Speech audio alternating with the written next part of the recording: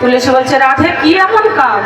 তুই অমন করে বলছিস তুলসী আমার একটা কাজ করে দিবি। অমন করে বলার কোনো দরকার নেই, বল আমরা তোর কিং করি, তোর দাসী, তুই যা বলবি আমরা তাই করব।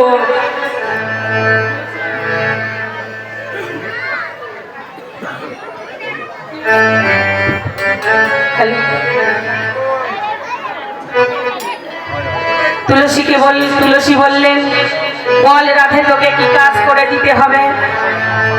রাধারানী বলছে, তুলসী একটু আগে বধূ আমার উঠে গেল তো,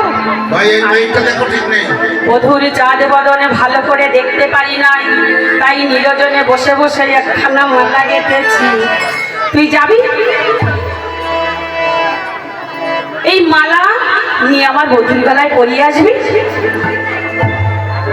তুলসী বললে, হ্যাঁ এমন কঠিন কি কাজ, তুই দে আমাকে মালাটা, এই আমি মালাটা নিয়ে বৃন্দাবনের বনে যাব আর তোর বধূর গলায় পরিয়ে দিয়ে চলে আসবো, ঝামেলা মিটে গেল। তবে তুলসী যাবি বটে, শোনে তোকে বলে দি, ও তুলসী সময় বুঝিয়া সরস হইয়া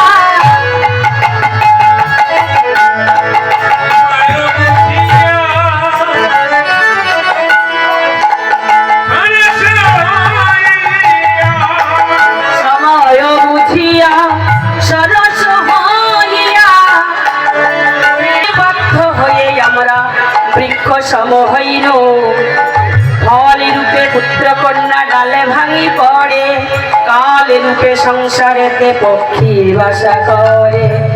বললেন কৃষ্ণ ভজনের সময় হলো শৈশবকাল, শৈশবে ভজে কৃষ্ণ পাইবার আসে, যৌবনে ভজে কৃষ্ণ আসে কি না আসে, আর বৃদ্ধ কালে ভজে কৃষ্ণ কেবল আমার মতো জমের তারা আসে।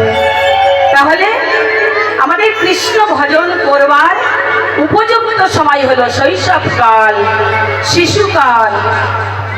যদি কোনো ভাগ্যবান ভাগ্যবতী শৈশবকালে অর্থাৎ শিশুকালে সদ্গুরু চরণে আশ্রয় করে যদি কৃষ্ণ ভজনের পথে অগ্রসর হতে পারে, তার জন্ম ধন্য হয়ে যাবে।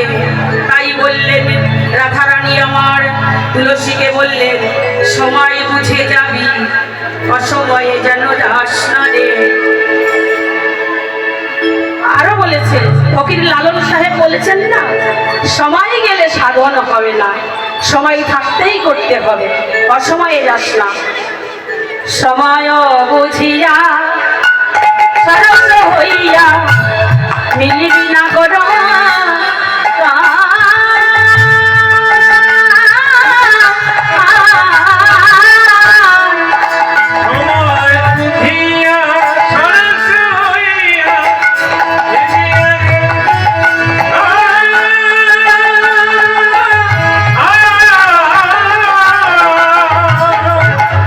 নিরস হয়ে যাসনে যেন,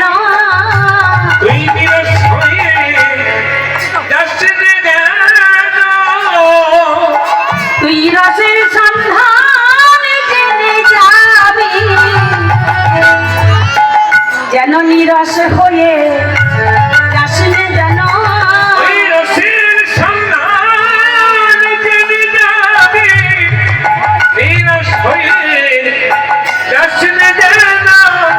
কেন রসের সন্ধান জেনে যাবি? সে তো রসিকেন্দ্র চূড়ামণি, নিরস হয়ে যাসনে যেন,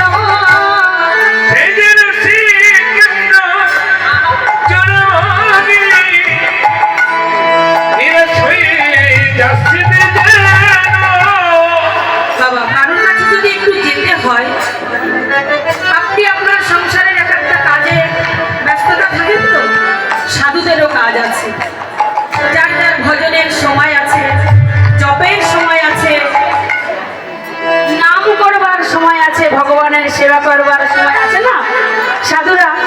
আমি যদি সেই সাধুর সঙ্গে যাই, যে যদি তিনি ঠাকুরের সেবা করছে ভগবানের। আমি যখন যে যদি বলি জয় নিতাই, জয় গো, তাহলে কি হলো? আমার সময় বুঝে যাওয়া হলো? হলো না তো, আমার অপরাধ হয়ে গেল। তাহলে সময় বুঝে সরস হয়ে যেতে হবে, নিরস হয়ে গেলে হবে না। কেন? সে তো রসিকেন্দ্র চূড়ামণি, তার কাছে যেতে গেলে সময় জেনে যেতে হবে।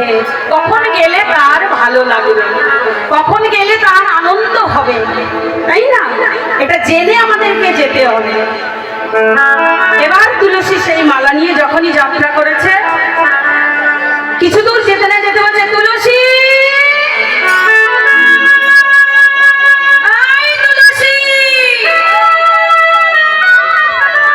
দাঁড়া দাঁড়া, তুই যাচ্ছিস বটে, তবে আমার কথা শোন। তুই মালা নিয়ে যাচ্ছিস বটে, যেন আগে কথা বলিস না রে। তুই আগে কথা বলিস না রে, যেন আগে কথা বলিস না রে। তুই আগে কথা বলিস না রে। তুলসী, তুইও নারী, আমিও নারী, তুই যেন আগে কথা বলিস না রে। তুলসী তুইও নারী, তুইও নারী, আমিও নারী, আগে যেন কথা বলিস না। আগে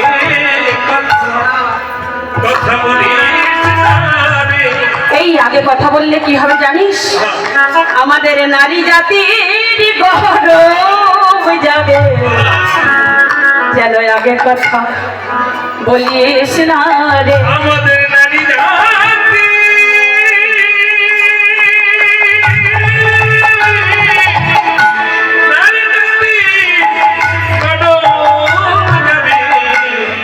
তুলসী তুই আগে কথা কথা বলিস না রে।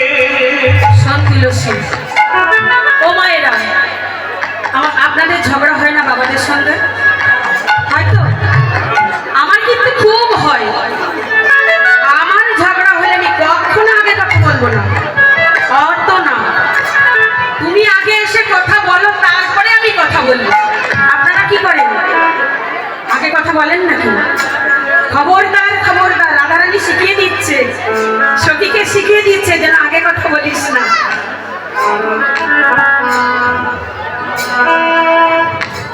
যেন আগে কথা বলবি না, তাহলে আমাদের নারী জাতির গর্ব চলে যাবে। আমরা নারী জাতি যারা, আমরা না, আমরা গর্ব দেখিয়ে যদি মনে করি পৃথিবী জয় করব, করতে পারি, পারি না মা? করেন তো নাকি? মনে করুন, মনে করুন বাবা ছুটির দিনে বাড়িতে এসছে, চাকরি করে, ছুটির দিনে বাড়িতে এসছে। তার আগে আপনি পাশের বাড়িতে দেখেছেন ওই মায়ের, পাশের বাড়ি মায়ের সুন্দর দুটো গহনা করেছে। আপনার মনে বাসনা হয়েছে ওই গহনা আমাকেও করতে হবে, কারণ আমার স্বামী তো চাকরি করে, পয়সার তো অভাব নাই। তাহলে আপনি যদি সহজে বলেন, কি গো, ওই বাড়ির দিদি না সুন্দর দুটো গহনা করেছে, আমাকে একটা করে দেবে? ওই বাবা কিন্তু দেবে না, আমি জানি, আমার ঘরে আছে, দেবে না। তাহলে কি করতে হবে? ওই গরম দেখাতে হবে। এইভাবে যদি গরম দেখান না, তখন না দেওয়ার উপায় নেই। শোনো, তুমি মোটা টাকার চাকরি করো, তুমি বাড়িতে এসছো, পাশের বাড়ির দিদির স্বামী কিন্তু অত টাকার চাকরি করে না। সে যদি ওই গহনা করতে পারে, তুমি এত বড় চাকরি করো, আমি কেন ওই গহনা করতে পারবো না? আমাকে গহনা করে দিতে হবে। যদি তুমি আমাকে গহনা না করে দাও, আমি আজ থেকে আর তোমাকে রান্না করে খাওয়াতে পারবো না, বাপের বাড়ি চলে যাবো। এইভাবে যদি আপনি গরব দেখান, বাবা কতক্ষণ পাবে আপনাকে গহনা না করে দিয়ে? তাহলে নারী জাতি গরব দেখিয়ে কিন্তু সব করতে পারে। তাই তুলসীকে শিখিয়ে দিল যেন আগে কথা বলবি না। ওই যত রানী করবে ওরে তুলসী রে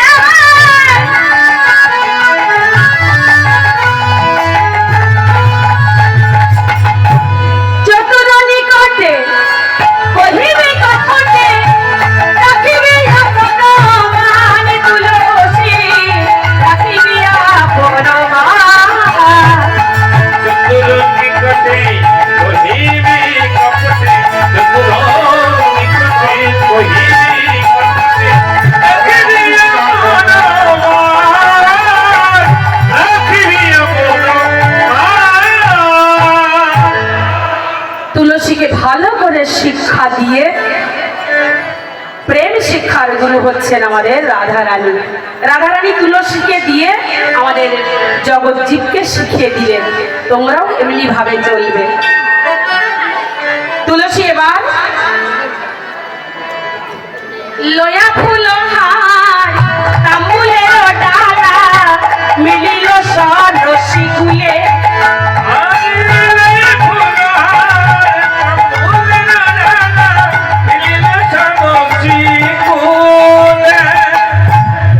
তুলসী এসে দাঁড়াইল তুলসী এসে দাঁড়াইল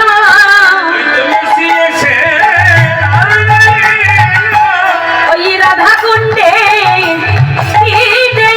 আজি তুলসী এসে দাঁড়াইল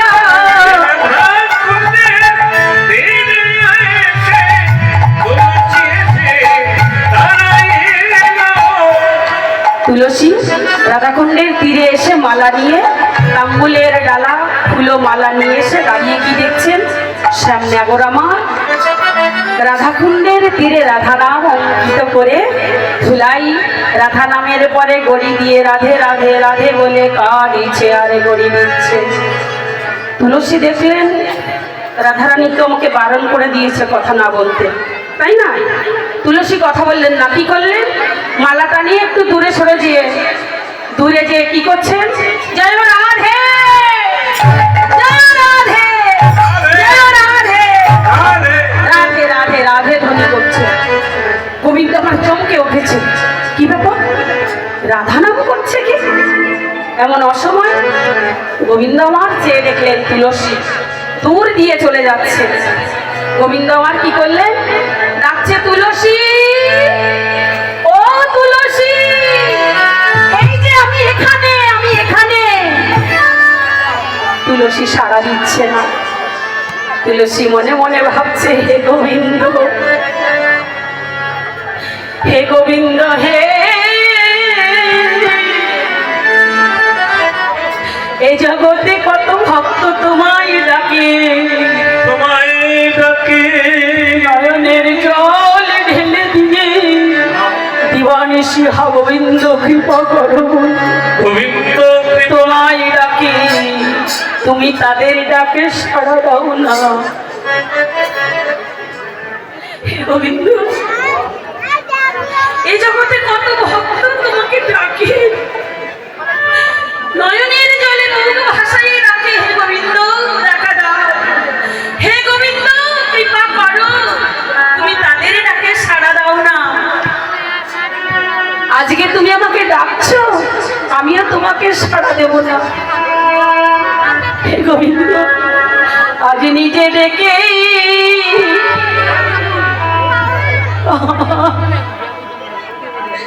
নিজে ডেকে দেখো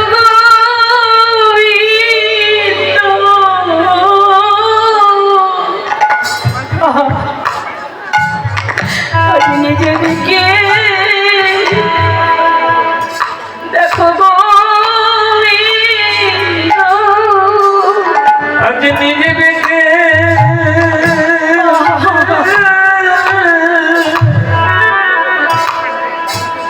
দেখো ডাকলে যদি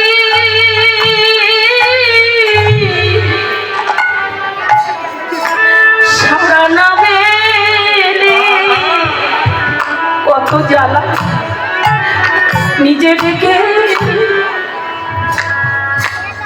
তুমি দেখো গো দেখো গোবিন্দ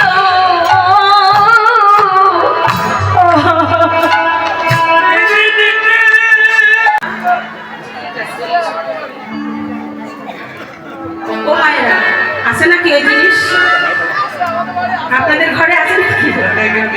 থাকলেও বলবেন না, হয়তো পাশে বসে আছে, বাড়ি গেলে আবার খেতে হবে, ওই জন্য বলবেন না।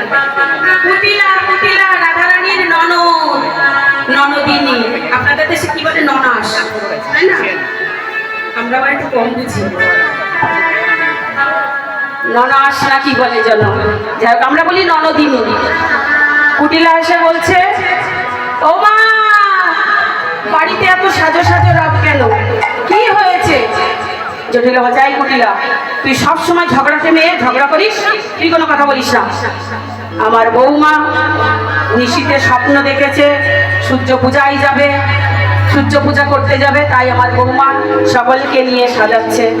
বলছে, ও মা মা মা মা মা, শোনো শোনো, তোমার বয়স হয়েছে তো, তুমি বোঝো না ওদের ছলাকলা, ওরা ওই সূর্য পূজার নাম করে কানু পূজা করতে যাবে।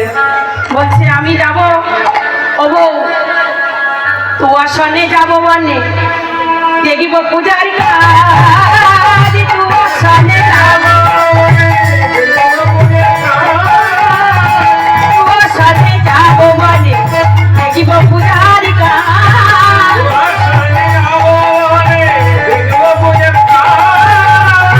মনোহরা কথে তারা সাজাও পূজার সাজ।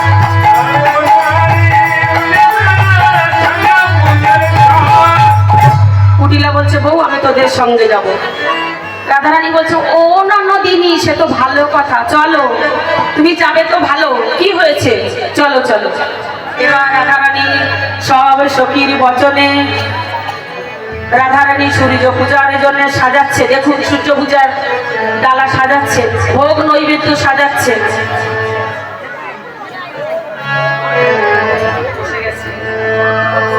রাধারানী সাজাচ্ছে,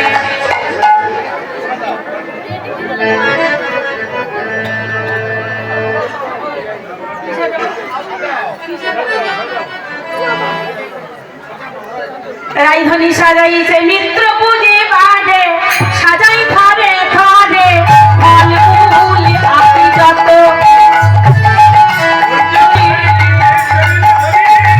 সূর্য পূজা করি বাজে সাজাইয়ে নিয়ে চলিল ধনী।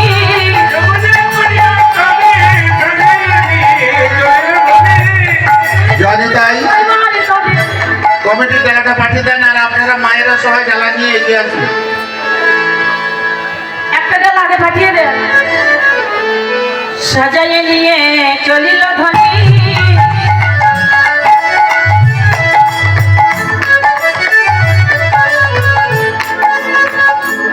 রাধারানী আমার চলেছেন।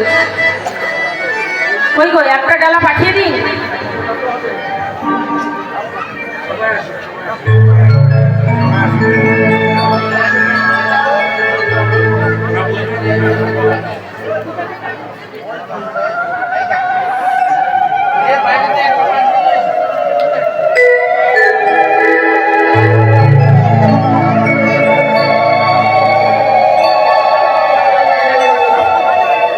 বসলে হবে না, বসলে হবে না, যার যার ডালা সবাই মাথায় নেবে। ওই কমিটির একটা ডালা দেওয়ার কথা ছিল। কমিটির জ্বালা কটা দিন দুনিয়ার হাতে।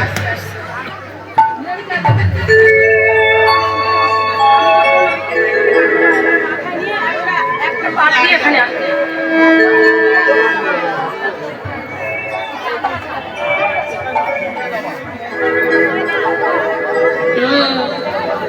দেখা যাক। সাজাইয়ে নিয়ে আজ চলু রে আমার রাধা বিনোদিনী, চলু রে আমার রাধা বিনোদিনী।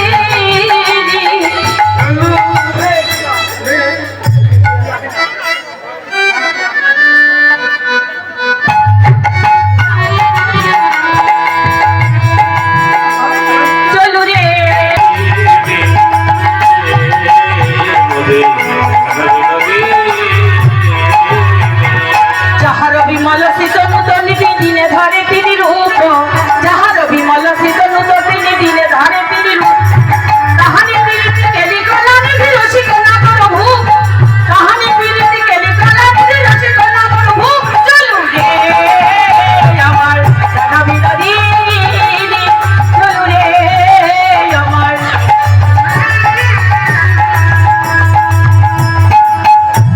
সবাই মিলে সূর্য মন্দিরে এসে উপস্থিত হয়েছে।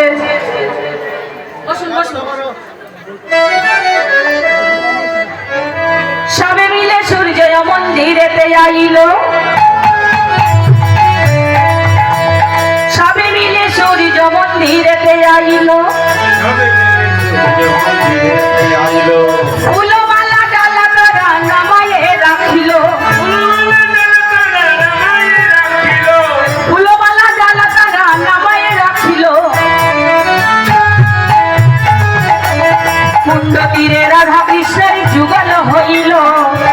যুগল হয়ে রাধা কৃষ্ণ নাচিতে লাগিল।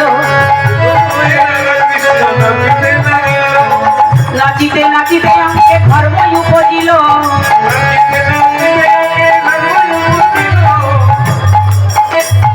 সখীগণ কি করলেন? রাধা গোবিন্দ কুণ্ড তীরে যুগল হয়ে নাচতে নাচতে তাদের অঙ্গে ধর্ম উপজিল। সখীগণ এবার কি করলেন? বিচিত্র ছিল না করিল রচনা, সুগত বগুত মূলে নানা উপহার বিধি উপচার ভজন ভাজন পুরে।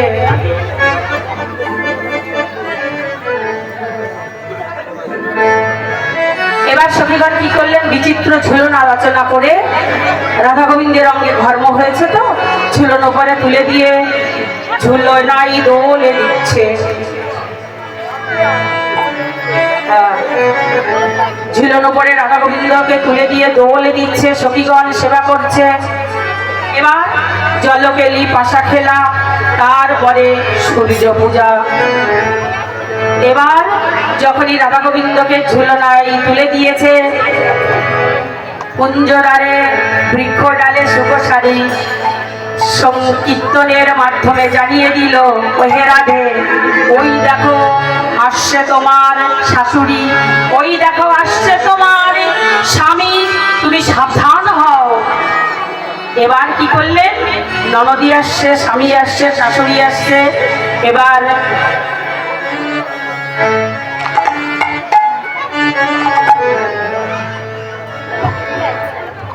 রাধারানীকে সাবধান করে দিলেন।